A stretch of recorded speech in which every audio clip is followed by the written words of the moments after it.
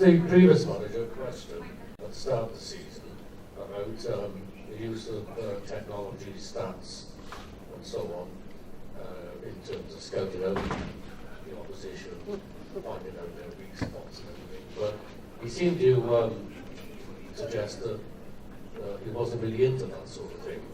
You know, it's something more like a traditional football manager. You know, it's about stats and stuff in the games. You know, what's your view on that sort of thing? I heard Mourinho talk the other week, and he was saying something quite important. Mourinho said the most important statistic is my view of the game, and I kind of knew what he meant.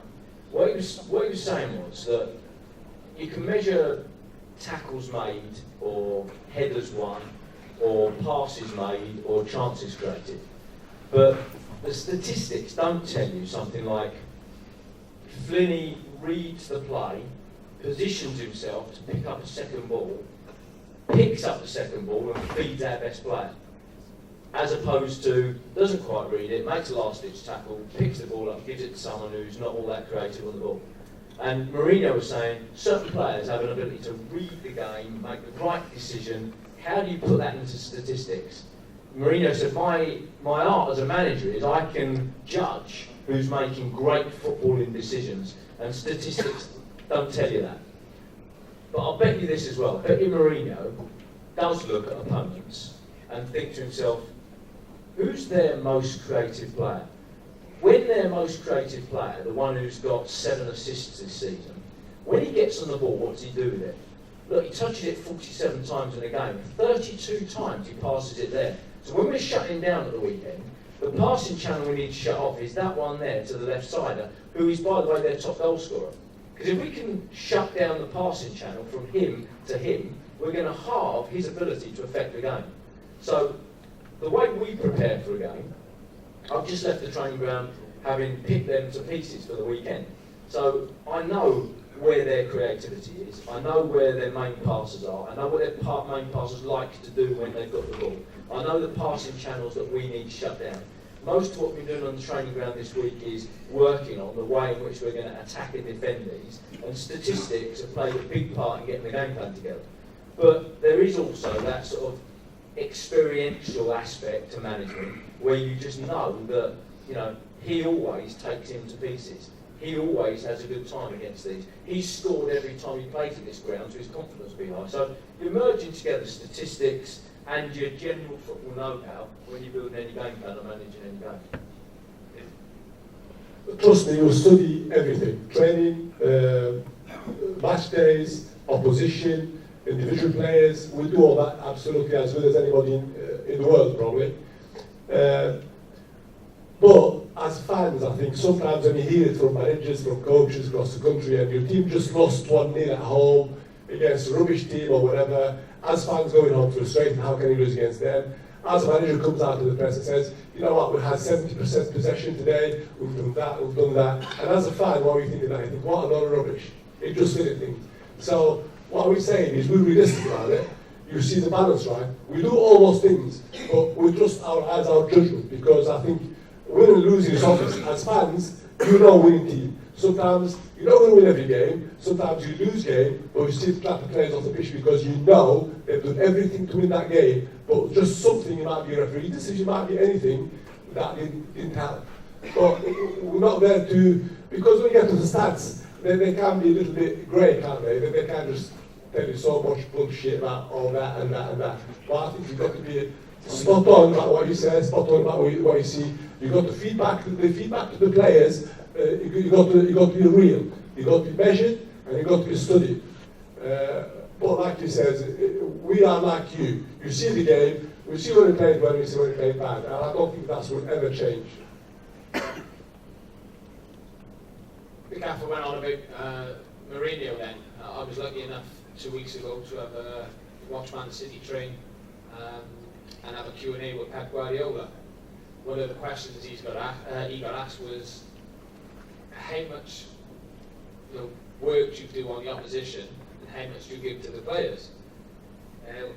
his answer was, it was quite simple really. He tries to give as little as to the players, as in time-wise, for as much as he can get into that time as possible. So he might go away for 3, 4, 5 hours, analyse the whole team, and just give the team 5 to 10 minute, clips, analysis of what he's up against. And for me, it was refreshing to hear, because having been a player, when the manager's talking to you for 45 minutes, in all honesty, the players are switched off after 10 minutes. So you can almost paralyse by paralysed by analytic stuff. So they switch off. So like the gaffer said, there's Mourinho seeing this, what he's seeing in the game, but he's also done his homework, tried to stop these things. So, like I said, we've got to get it right. We see things as happening. I'd like to say that we've got a good judge can see what's happening. You fans sometimes can see some things that we can't, just because of the positions in and around the ground. You might see somebody make a run that maybe we were looking at something different, but we just got to be careful of how much we give them. But between ourselves, there'll be no stone unturned in what we look at and how we try and help them. Hi Graham, I'm Mark. Welcome to that. I was just wondering, would you take a player off if he wasn't playing very well, or would you wait till half time to maybe have a look at the whole team and maybe that one player? I think my earliest substitution was in the 7th minute. No. It was an FA Cup game. I had a lone player, and he pulled out a tackle in the middle of the park. We needed to win that cup game. But we built our budget around being in the 3rd round every year. We needed the prize money, and we took it as a personal responsibility to get the club into the 3rd, 4th, 5th round every year. We knew how much it mattered. And when the boy pulled out the tackle in the middle of the park, I took him off. I just thought he didn't understand how important it was we won this game. I couldn't afford for somebody not to understand the importance of the football match. So I took him off. I got abused from behind, from my own fans. I think they thought I was doing it for my own ego, as though I was trying to make some sort of statement about what a big, butch, ruthless manager I was. I was doing it for the good of our football club. I was doing it because I knew that in a game like that, against a lower level opponent, we ought to go and smash them. But if we didn't play the game right, we didn't respect the game, then we wouldn't smash them. So I took him off, I put someone else on. The team, I think, got the message. They understood very clearly why I'd done what I'd done. And we went on, won the game, and got into the 2nd round of the cup. So I've done that, and I guess I would take someone off early if I thought it was necessary. Did you play the guy the next week? He did play for me again. I explained to him what I'd done, why I'd done it. I think it's really important the players understand. I think it's important they don't think that you are making some sort of ego statement. I'm 48. I don't need to make ego statements. I'm way beyond needing to do that. And I had to educate the player to retain his respect, because if you lose a player's respect because he thinks you're being silly or childish and making an example of him, then I explained to him what and why, and I think it affected him, and I think it affected others, and I think they all understood why I'd done it, and we moved on from it. You have to wipe the slate clean after every game and move on with everyone, give them a chance on the training ground to show that they've lived and they've learned. I think the biggest learning for that would be a dressing room of 18 players there, and looking at that, rather than Gaffer going to every player that we're not tolerating that. By his action, I think everybody got the message that, listen, we're not here to pull out attack, we're here to win. And you can do that. Yeah, that player was really harsh on him, but you look at the big picture there with the lesson for everybody else. Hi Graham, I'm Gareth. Okay. Fantastic evening. Really impressive what you guys got to say. And I feel more enthusiasm than I felt all along on trying to get this game. It's been almost enjoyable to see my kids go and that's special. That's not good. Okay? But make no bones about it, where we are underdogs. Newport is an underdog city. Between Cardiff and Bristol, we're always going to be the underdog. We're an underdog even within our own ground, because we've got the rugby club. We're underdog there again. We're an underdog to most sides that come to Newport. We're a smaller team, smaller fan base than most sides. So we've got a very hard job to make this club work. The question is not actually, I don't know just really respond to that. The question is actually wrong. He's a nice guy. I sit a few seats in front of him normally in the ground, and I watch him when he commentates, and he's passionate. And I follow it in football. He's passionate in watch Wales and Euros. But Rob, for Christ's sake, what is happening with Radio Wales? Why do you not get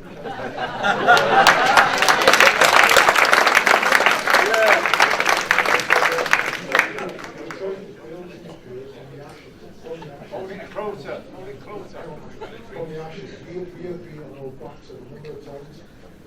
Everybody that pulled together, the wider public to understand how passionate people are, how much this club means to everybody. We don't need to be mentioned after Wrexham. We need to be mentioned in the same breath as Swansea carry. This club's got potential and pride. I'm embarrassed for the country of Wales. Don't want to see. Here.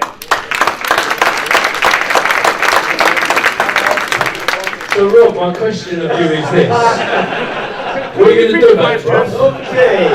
There's one easy way to put that right. I do a phone-in after every game on a Saturday. 03700 100 110. You want to get Newport County on it? It breaks my heart that there's hardly any Newport County fans ringing. So you know what to do. Thank you very much. We want more than that.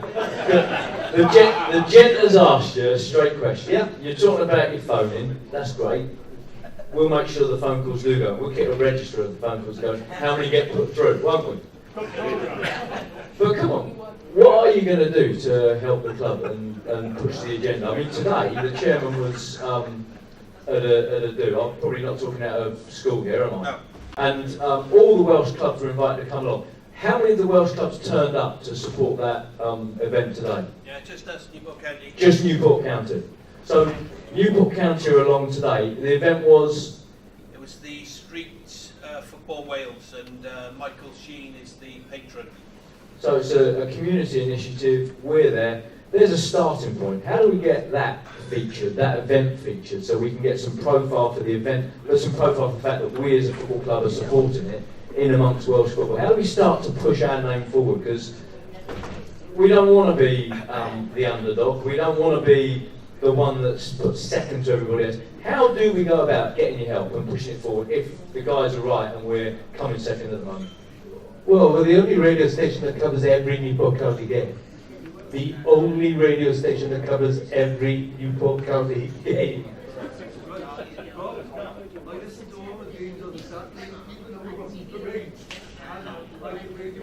Well, make no mistake, I think people in the BBC Wales know where I grew up, where I learned my football, and they know if they miss out Newport County on the score, the news, they get an email from me, or a phone call, or a visit to the newsroom.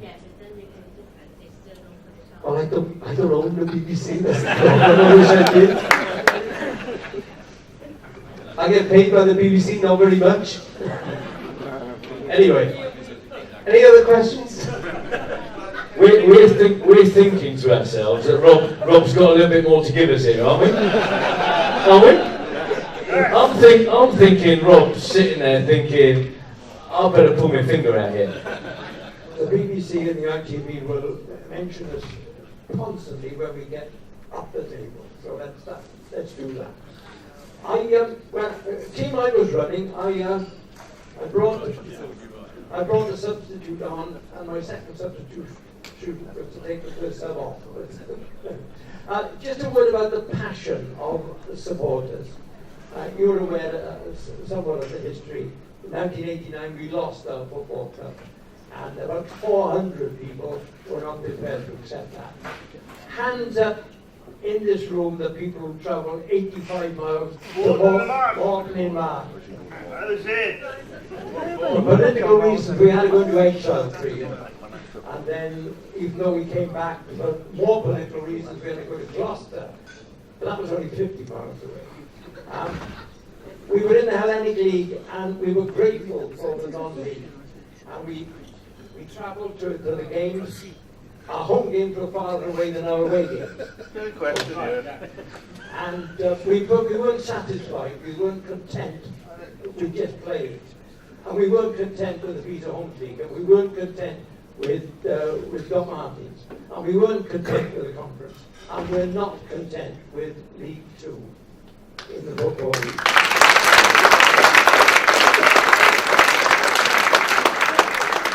If they appointed you, they get us out.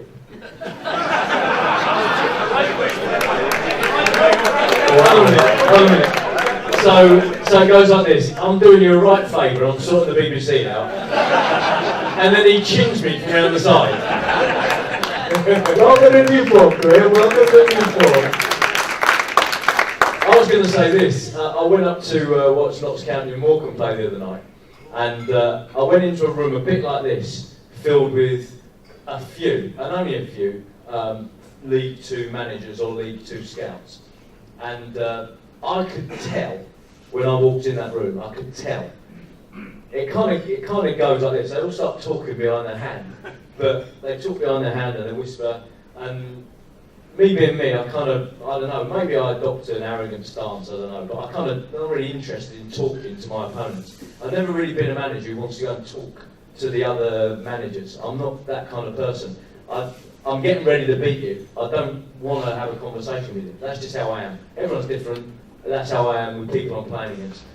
But I could tell, I said to Steve after, I could tell they were looking at me like they weren't thinking we're the underdogs anymore. They weren't looking at Newport thinking you're the underdogs. And I wasn't looking at them thinking I'm the underdog. I was looking at them thinking I feel sorry for you.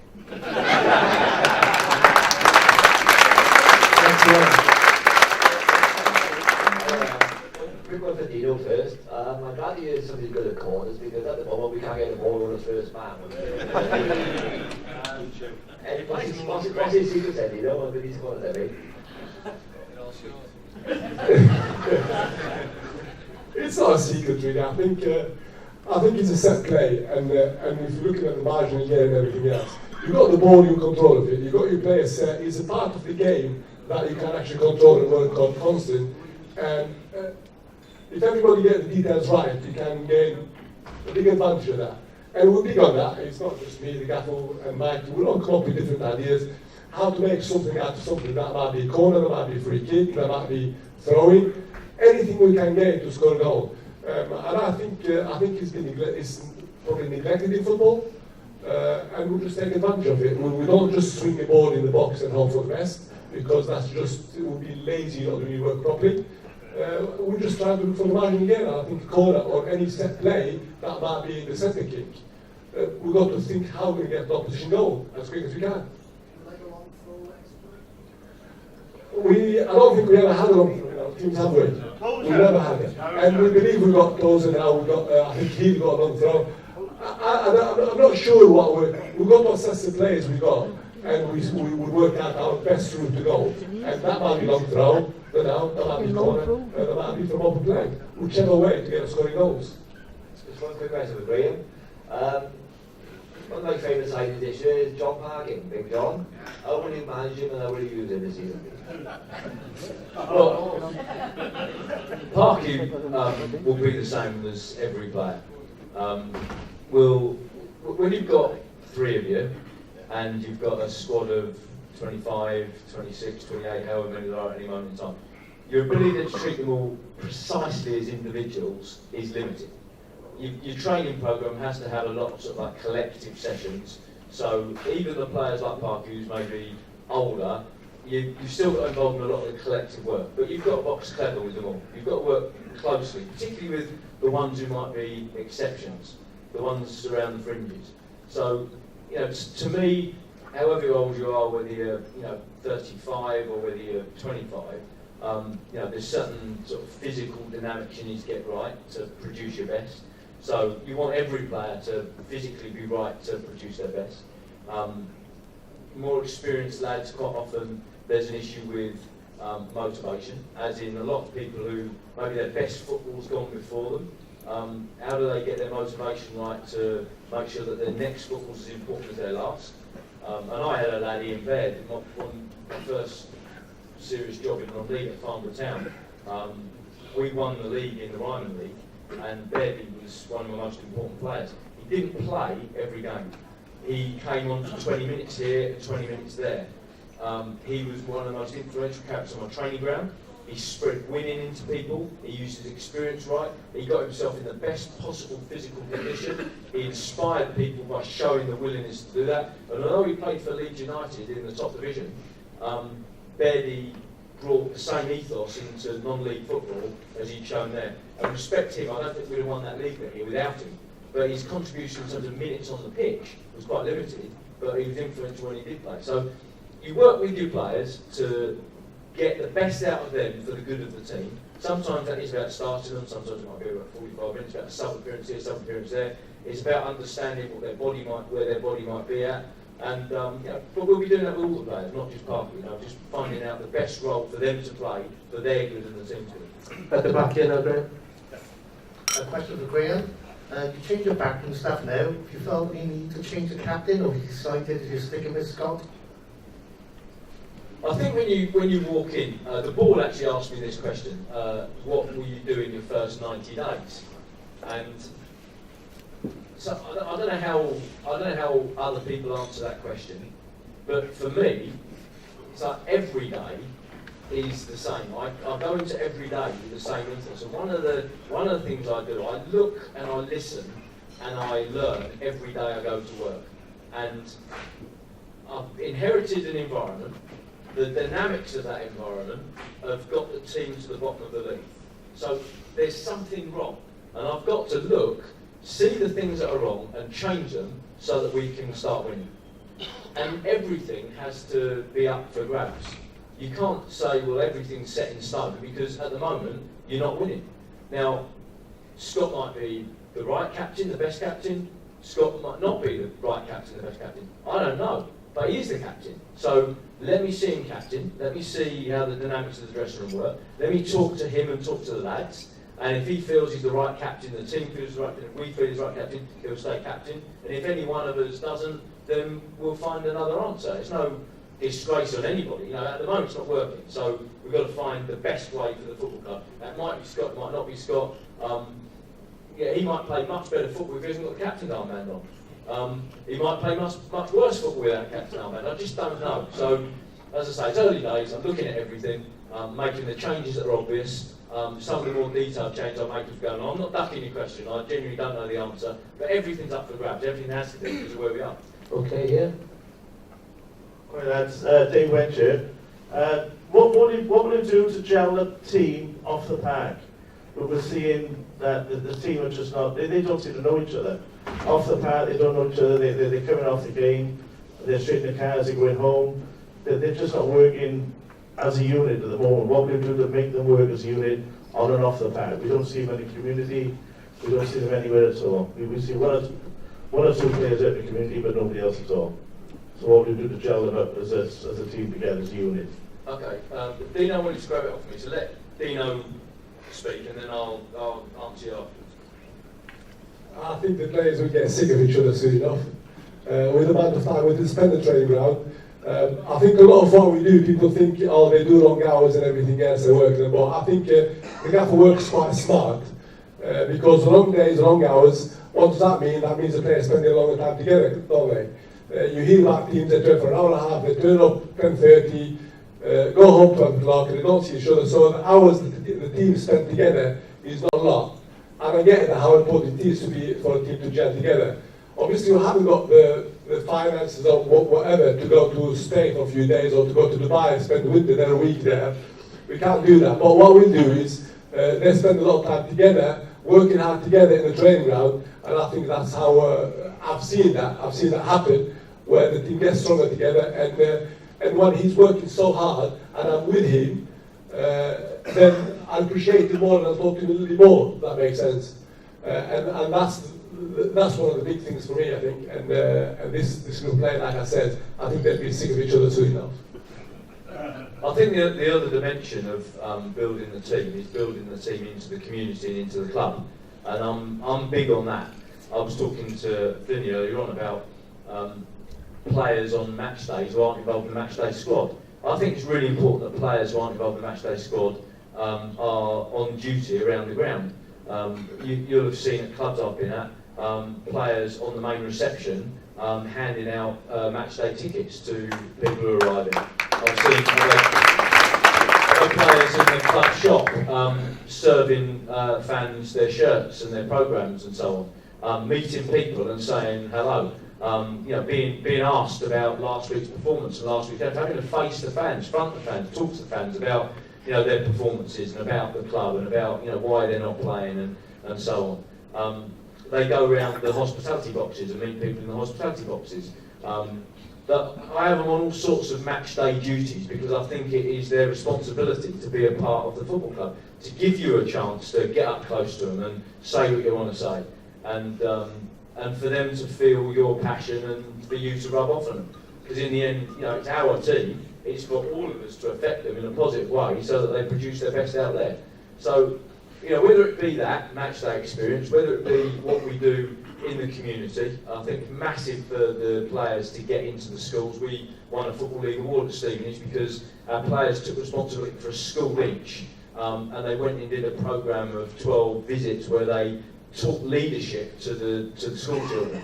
And in teaching leadership to the school children, they learned leadership themselves. In essence, I was briefing them on an aspect of leadership, and they were having to go and teach it in a school. So I've always believed people who teach actually learn the most when they're actually trying to explain to other people, and they're in there with kids having questions asked, and they're learning about themselves as leaders, themselves as communicators. So we'll do everything we can to integrate the players into the community and build the team ethic around the club. And then Dino's already dealt there with the team aspect in terms of within the dressing room, how you build the bridges stronger. I'm not someone who likes sending them, funny enough, to go paintballing necessarily, or go and play skittles together, or I'm not really into all that. I think that kind of stuff almost follows. They tend to do that stuff. On the training ground, winning 5-a-side games together, winning 9-a-side games together, running together, beating each other on the training ground, learning about each other as footballers and as people, they're the really important things. And today they left the training ground tired. And they met up again at the gym to do their gym session this afternoon. And, they got to know each other in those kind of ways. So they all spent a lot of time together, as he said. But into the club, into the community, in the dressing room, we'll get working, I'm sure. Any other questions? Anybody? One, it was just... Hang on, let us, because you've had a couple more, Bill. Yeah, so as you were talking about the player and fan relations, whenever we go on a away trip sometimes, they don't really acknowledge us at the end of the game. It's like with the boss, Feeney. I remember, on example, Doncaster, it's quite far from here. End of the game, I've never seen Feeney run so fast. It was, as soon as the game was over, he was gone. And about 8 or 9 of the players clapped us off at the end. And all I can ask as a supporter is that you can acknowledge us or that you can appreciate us, because we will do what we can for you. And we'd like to see the players show some appreciation. Thank you. Yeah, well,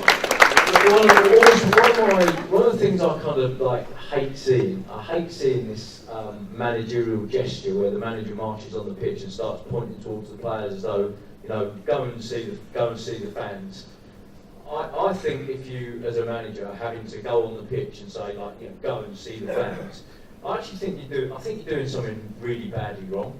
I think that if the players don't want to go over and say, listen, thanks for coming, really appreciate it, sorry. If they can't go over and talk to the people who have been singing their names, then as people, they've got an issue, haven't they? It's indecent, isn't it? It's indecent not to say thank you. You've travelled, you've supported, you've sung the name, and I'm now just going to do that. It's just wrong. But I don't think we will have a dressing room of people who behave like that.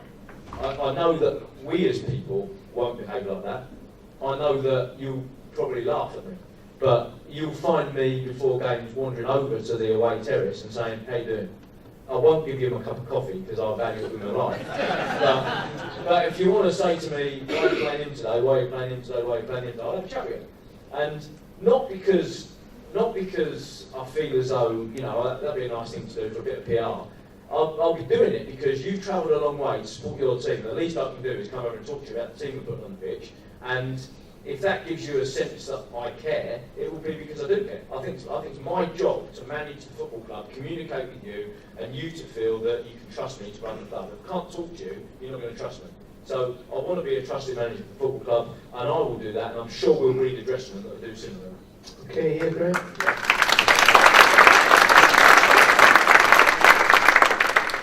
agree with Ken really. I just like to say that I sat on many of these Q&As over the years from the county, for 30, 40 years, and over the last 10 days, to reach Swansea and Cardiff and Newport, all lost their managers. I won't want Bradley, I won't want Warnock. I listen to you and your mate today, Neil. I think we've got a fantastic chance to do something this year. And hopefully, just keep yourself, that's all we ask for. Thank you. Will be, you know, this thing about keep us up.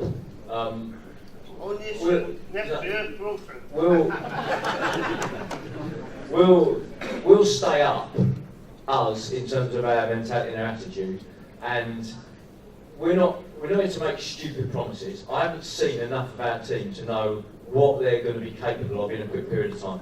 I haven't seen nothing. You know, I sincerely hope that what we've seen on the training ground in 2 or 3 days, they can sustain. If they can sustain that, we might have a chance of winning a lot of football matches.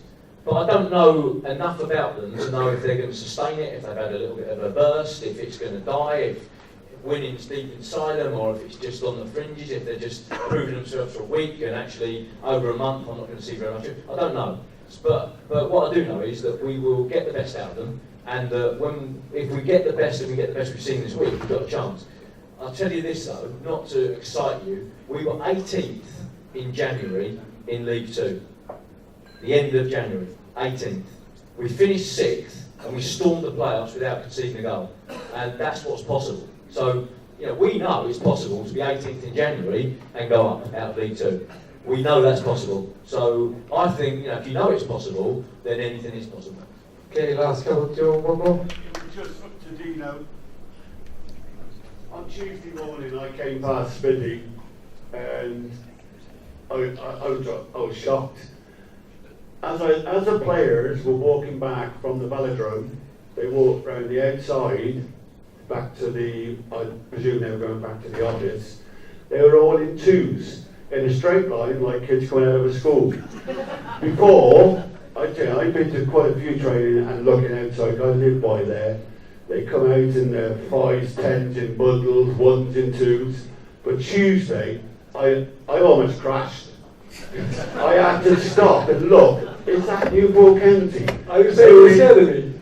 No, they were in twos, like coming out of school. And all in their tracksuits, all looked smart. It was impressive. It was very impressive. But I had to have a laugh as well, because I nearly crashed. Well, I think that's a good start, isn't it? I think the players got to conduct themselves the right way. Inside the football club, outside the football club, I think that's quite important. A big part of what we do. I think, you know, we could go to stories. I think the gaffer will come back and tell you a story once before where we used to travel a lot with the train.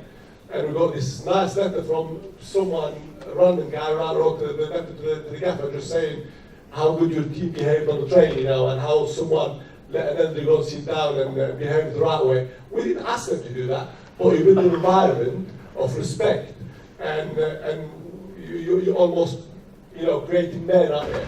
You look good. Yeah, thank you very much. Okay, is there one last question? If that's it for everybody. Hold on a minute, hold on. So everybody get here, hold on. I'm slowing down.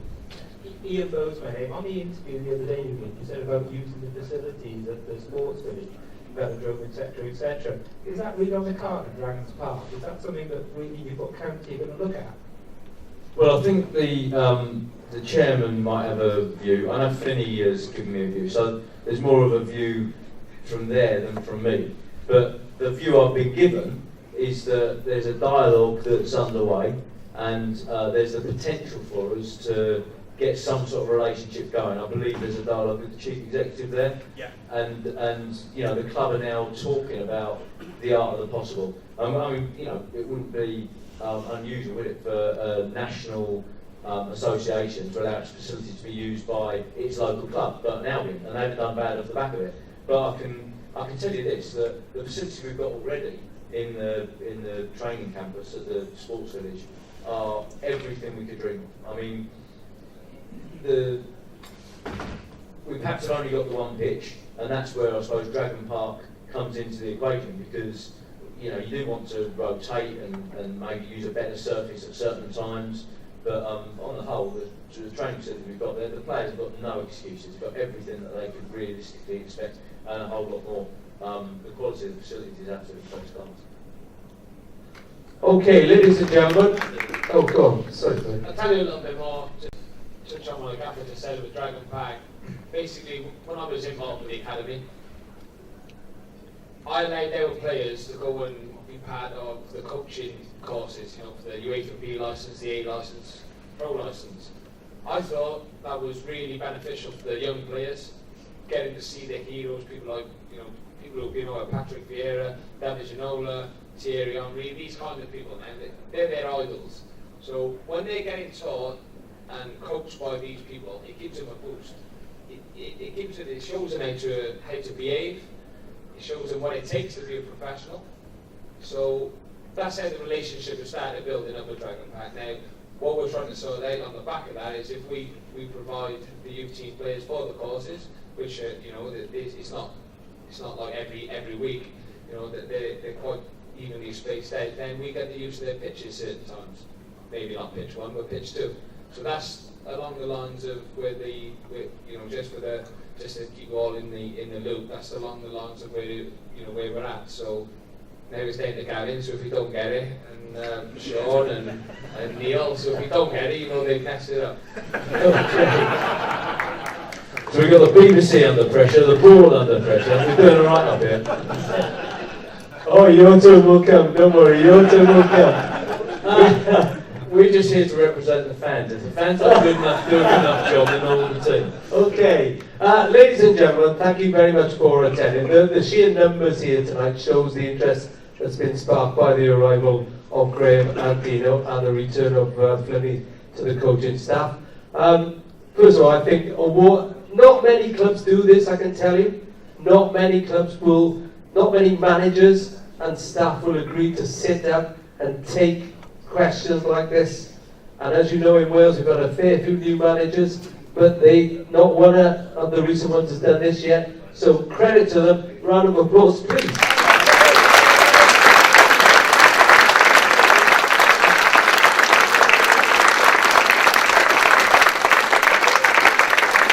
I will say, you should all try and get the Oval. If you can't get the Oval, it will be live on Radio Wales on Saturday from 2 o'clock. And then, I won't be there, but then you can all call Rob, 03701 text 81012, tweet at BBC Radio Wales. I expect plenty of new phone calls after the blackout ticket. Cheers, thank you very much, St. Joe Post. And for me, just on behalf of us, really appreciate your attendance. Thank you all very much for coming. The welcome here has been fantastic. We know it's not words, we know it's action that counts. Let's get it on.